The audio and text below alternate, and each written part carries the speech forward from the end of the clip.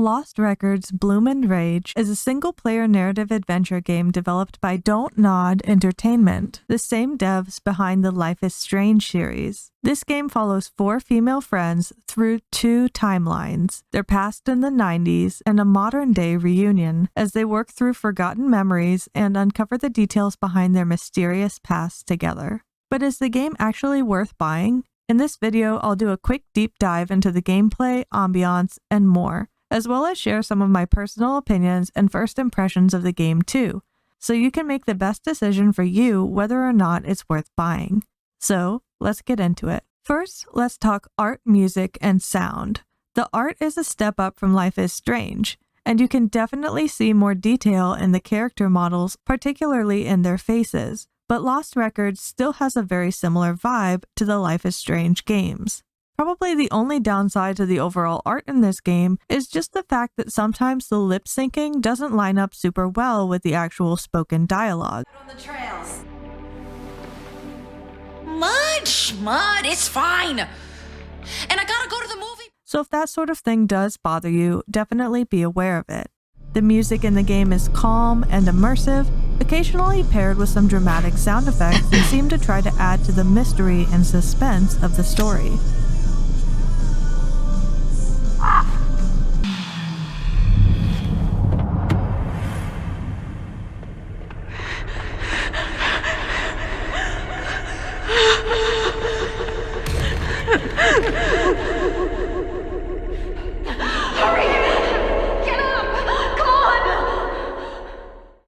The game really embodies a slow-paced, chill 90s vibe in its past sequences versus a modern, post-COVID pandemic setting vibe, paired with bits of dramatic intrigue, too.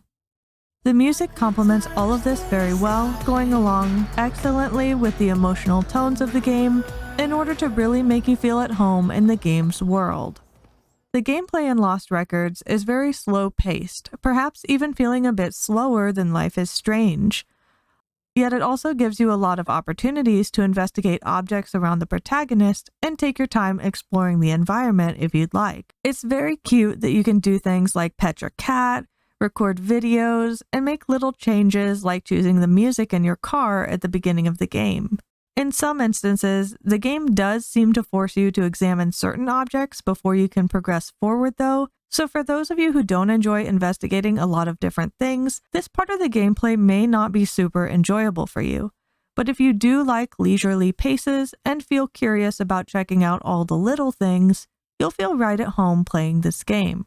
There is also a new front and center gameplay mechanic that is taking video recordings with the main character's camcorder, and the game leans in really heavily on that. So depending on whether or not you enjoy recording footage of various things in the game, for example, your cat, your old bedroom, wildlife like deer, birds, and even ants, then this gameplay may feel hit or miss for you. The camera shots in this game can also be quite shaky, so if you do experience motion sickness in games, you may want to watch some gameplay of this before deciding if it's the right fit for you. Thankfully though, there are some settings in the game's menus that can help with motion sickness. But of course, the game still might be a little too shaky for some players. Also, when you're exploring, the protagonist frequently urges you to do whatever it is that you need to do next to progress the story. This is certainly helpful if you need a bit of guidance in figuring out what steps you need to take to move forward, but it can also feel a tad immersion breaking at times as well. So do keep that in mind if you're bothered by prompts like that. Additionally, this game relies heavily on cutscenes in conjunction with its walking simulator elements, interactive dialogue, and camcorder recording gameplay.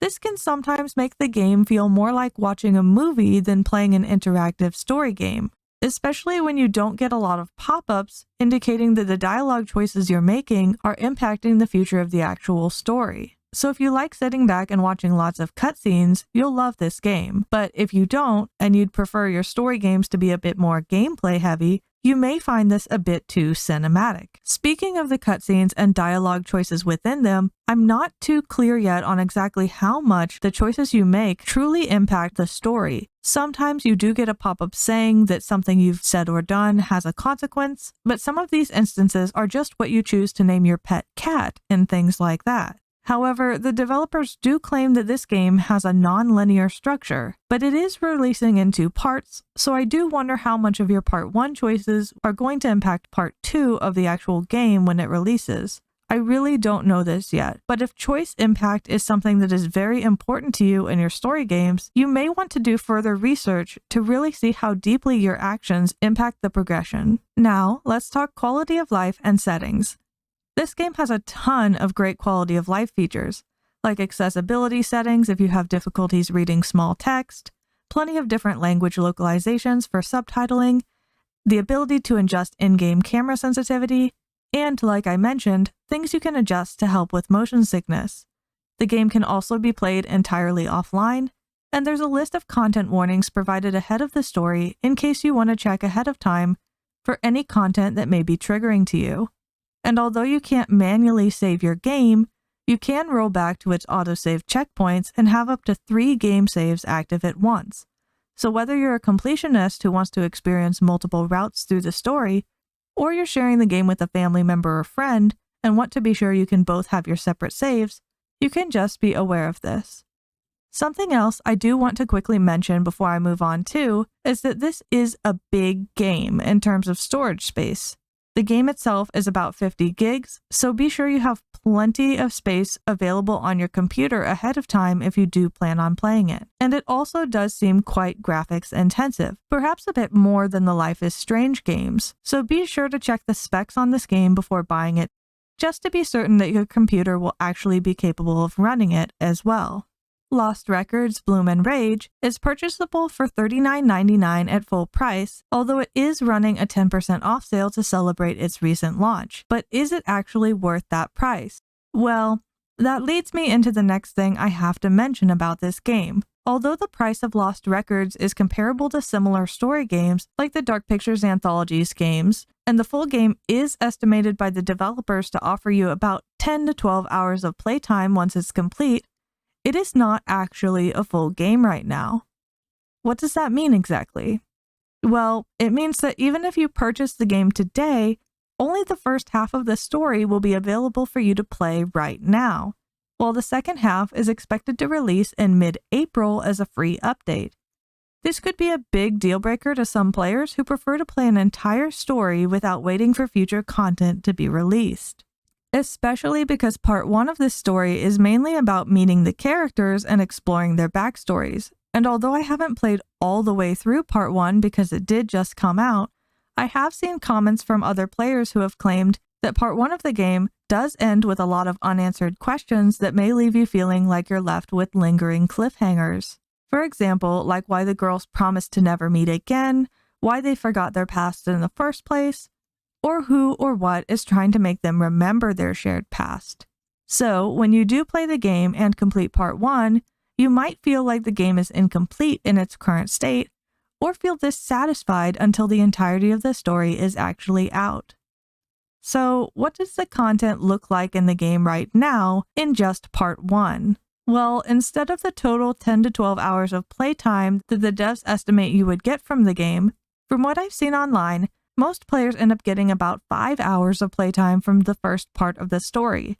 Therefore, the price might feel too steep for the current 5 hours of content, but if the second half is executed well and really capitalizes on the mystery and tension from part 1 of the story, it could provide good value to players nonetheless. But of course, it's really difficult to say if a story will be good or not when it's only halfway done, and even more difficult to recommend it fully to others. All I can say right now really is that my first impressions of the game are that if you enjoyed Life is Strange, Lost Records Bloom and Rage does feel quite similar to it, although it does seem a bit slower paced overall and seems a bit lighter on overall tension initially. But still, Lost Records does have enough mystery to keep you intrigued as long as you find the world and characters compelling and enjoy the slower pace of the story too. So, what's my overall verdict? Is the game worth buying? Lost Records definitely offers a compelling mix of slow burn nostalgia, character-driven storytelling, and mystery elements that keep you intrigued as you play, and the game's promise of uncovering a mysterious past adds to its aura of steady anticipation.